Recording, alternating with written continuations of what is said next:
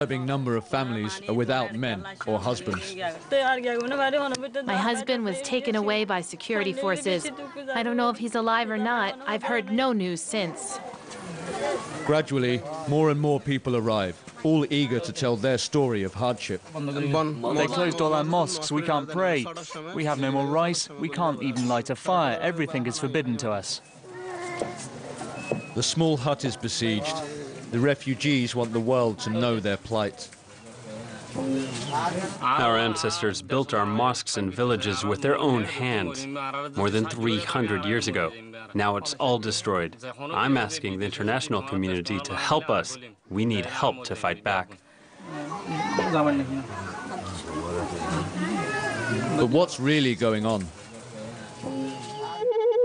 How can a country engaged in a major process of democratization, opening itself to the world, at the same time pursue such bitter violence and segregation? Burma has always been an ethnic and religious mosaic. Coexistence has not been without its troubles, but debate has never been taboo. Today, in the Muslim quarter of Rangoon, there is one subject that is totally forbidden: the Rohingya. No, sir. I've been interested in the political matter. But it's not political. They are Muslims like you, no? Yeah, same brother, but what can I say to you? We all know the government is behind it. It's too dangerous to talk.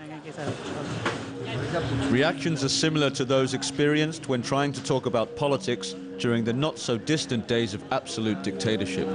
Prudent and embarrassed silences.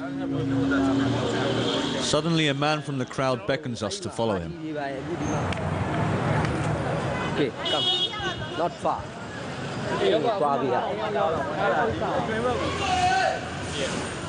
We can't talk in the street. Come with me. It soon becomes clear. The young man is a member of a clandestine Rohingya organization. The message must come out of Burma. You are going to help make the truth known to the outside world.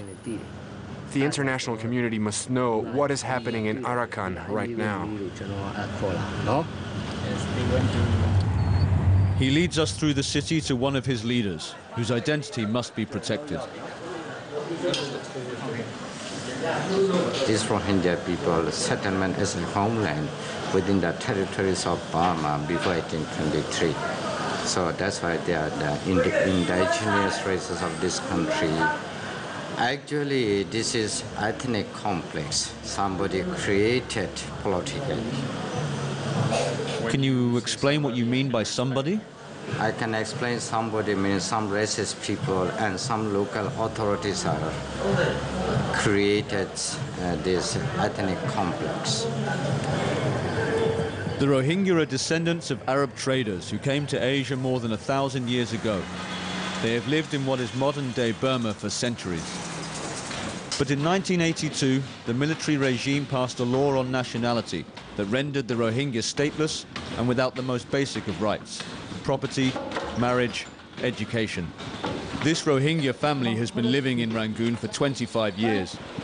Nervous, the father's first reaction is to prove his identification papers are in order. The only way to survive here is for them to try to conceal their ethnicity, become Burmanized. The news we've got from our relatives in Arakan is terrifying. They're trapped, they can't move. Not inside Arakan or to escape from it. As for us, it's exactly the same situation. If we try to go there to check what's going on, we won't ever be able to come back to Rangoon. It's hopeless. The people who stand up to this situation are almost as rare as those who opposed the military in the darkest days of dictatorship. But there are some.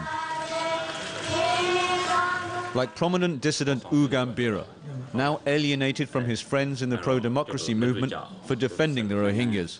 Even the iconic Aung San Suu Kyi has chosen to stay silent on the subject.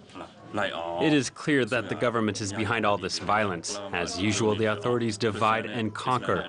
This is a strategy of power to contain our new democracy. The problem is that it's a trick against the political opposition too, because they are in the parliament now, and this gives legitimacy for the state's ethnic cleansing.